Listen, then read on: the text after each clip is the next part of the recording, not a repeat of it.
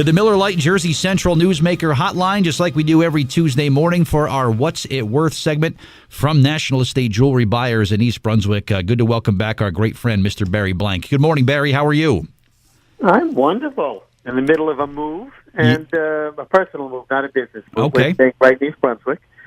And we're going to be looking at the ocean next week. Oh, fantastic. Good for you. Good stuff. Thanks for taking some time this morning. Before we jump into our topic, I mentioned yesterday on the show, Barry, about the discovery of the largest diamond ever discovered in North America. I think it came in at 155 carats, and it was this sort of yellow-shaped diamond. What's the future of a find like that? What's the next step when you find something as remarkable as this? Well, I got to tell you, the first thing they're going to do is analyze it, and by analyze it, I don't mean put it on a machine. I mean they're going to look at it. These are looked at by many people, and some of the because it really is the value of that rough stone, because it doesn't look at all. It looks like a yellowish a piece of sea glass, about the size of an egg, I think, if I remember correctly, and they analyze and look to see what they think is the best way to shape it or cut it or into one or many finished diamonds. So this could possibly even be sort of divvied up and broken into several stones. Is that right?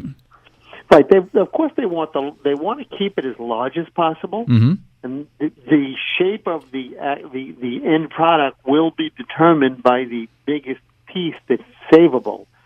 And I mean, there have been hundreds and hundreds of carats, like the Cullinan or the Koh-i-Noor. These are big diamonds. There's one, I don't remember there's one that's in the Royal Scepter in London. There's the Hope Diamond, which I believe was a blue diamond, and it was a heart shape. Some of them in the Smithsonian Institute in New York, in Manhattan, not Manhattan, in Washington. But these are determined by cutters. And then they may not even, the people who own the diamond, the mine that owns it, may not even cut it. They may just auction it. Wow. Because and very often these rough diamonds are not cut. They speculate.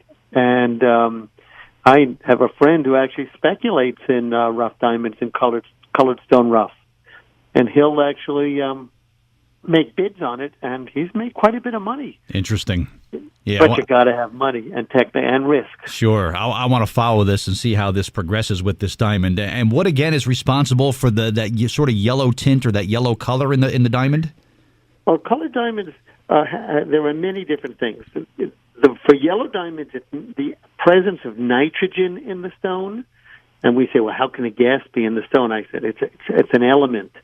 But that creates a yellow or orange color. Blue diamonds are caused by boron, and believe it or not, green diamonds are caused by radiation. I wouldn't be worried about getting an X-ray from a green diamond, though. It's kind of, the radiation. Interesting. We'll see how this plays out. Barry, 2019 is going to mark 20 years, National Estate Jewelry Buyers. Share some things you've learned in the last 20 years of doing what you do so remarkably well. Talk about what makes for a successful business like yours. Well, there are a number of items that really add to a business plan. You have to have a business plan. You have to create a basic business. I'll call it a map. My business was created by a mind map. I don't know if you're familiar with mind maps, but you put a central idea, which for me was a successful estate jewelry buying business, in the center, and then you write everything on the outside like a satellite, and then you create. And actually, the business evolved just that way. Another important thing is know your expenses. Watch what you're spending.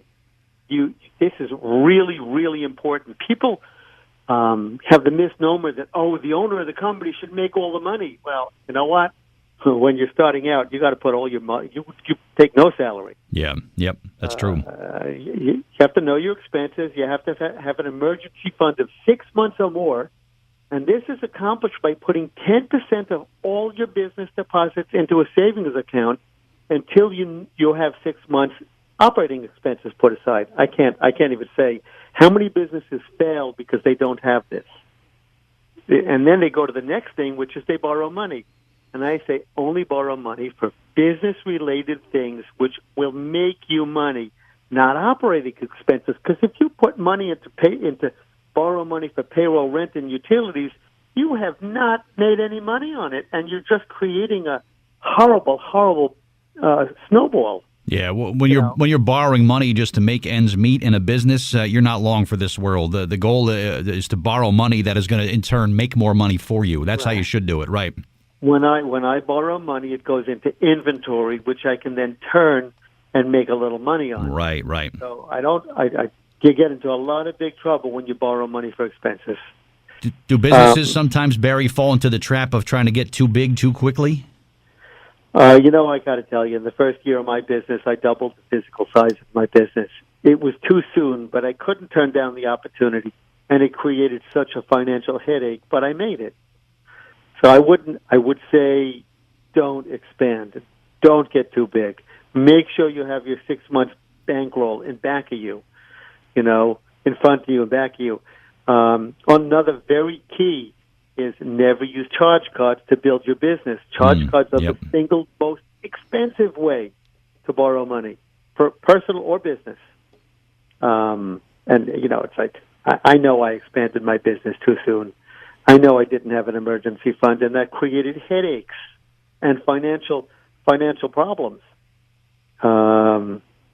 One very important point that I've found is when you're hiring people, take your time. Really, really take your time. Interview once, interview twice, have somebody else interview. Think about it. Have dinner with them and their partner, believe it or not. This is where you get to know a little bit about them. Sure. And one thing I do, I'll let you in on a secret that I don't even tell anybody. Okay. When I'm interviewing somebody, I actually walk with them out to their car, and I look inside their car, and I say to myself, is this the way I want my office kept? Interesting. Very interesting. Because what? You could tell a lot about a person by the inside of their car. How true was that? You're right. Inside of their car, or how about the bathroom in a restaurant? Right. These are all things that my wife says, I'm not eating there. Hey, when you own a business, these are important things. You're right. And we don't serve any food in my business, and our restaurants are sparkling. And the other thing is, you have to, two things. You have to maintain a to-do list, and you have to look at it. And I got to tell you, it took me years, and I'm still not great at them, but I accomplish everything on my to-do list, and that's important. So even to this day, 20 years of doing this, you still have a to-do list, and you tackle things on a daily basis.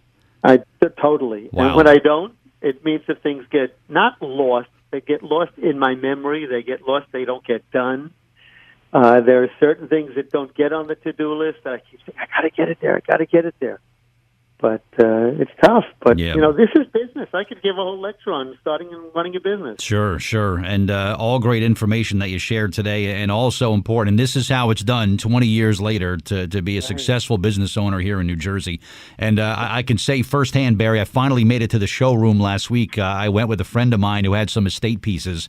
And let me just say that the treatment that we received, everything that we talk about every week on this show, absolutely happened. Everything was done in plain sight. An offer was made. The highest possible cash offer was made right then and there. So you don't have to be a radio Hall of Famer to get great treatment at National Estate Jewelry Buyers. It is for everybody that walks through your front door. Thank you. I appreciate it, and I appreciate your patronizing my establishment. Absolutely, and I love the new showroom. It is just gorgeous. I would urge everybody to get over there and check it out. It's just a remarkable work. Route 18, East Brunswick, next to FedEx office. The free evaluation days are happening today, of course. 732-257-GOLD or top prices, the number 4 gold.com. Holiday hours this week, Barry? Regular store hours coming up this week? Regular store hours. We're not going to be open Sunday. I want to stress that. Okay. We should be open till at least 3 o'clock on Monday. And I'll let you know shortly, but a little later today, I'm contemplating a major sale on Monday from 10 to 3. For last-minute shoppers. Let me know if that's the case, and I'll be sure to give it a mention here. But as we're wrapping up, Barry, I had a story yesterday. There's a restaurant in Los Angeles that has a $500 brownie on their menu, and apparently this brownie is covered with gold. Now I'm thinking, all right, can you eat gold? I mean, teeth are made of gold, so maybe they're not all bad, but is a small amount of gold okay to eat? It's fine to eat, actually. Gold is one of the least reactive substances in the world. It might be the value of the gold, but going back to Egyptian times, they used gold for medicinal reasons. Mm-hmm. They powder it, they pulverize it. There's a lot of lore about it. I think that what gold does is it goes in your body and out of your body. I don't think it interacts with anything. You could put nitric acid, hydrochloric acid, anything on gold, and nothing happens to it. So I think that it's, what do you call it, marketing? Yeah, all right. Well, if you have $500 laying around, there's a brownie for you in California you should try. But, all right, good stuff as always, Barry. And again, thank you for everything. Great information today, of course. And I look forward to talking again very soon to you, okay? And thanks very much. And good luck with the move, too, all right? Thank you.